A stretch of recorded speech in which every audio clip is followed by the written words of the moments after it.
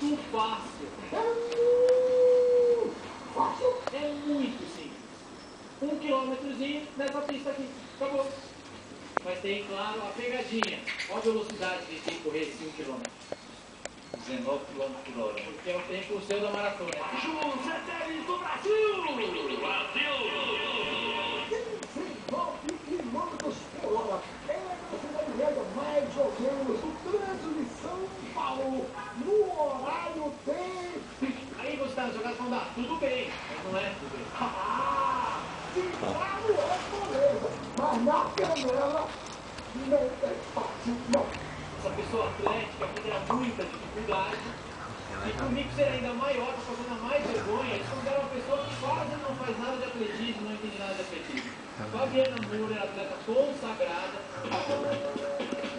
Só que ela também, como eu, você é mais de arrancada, né? Eu, você e o Ronaldo é uma coisa mais...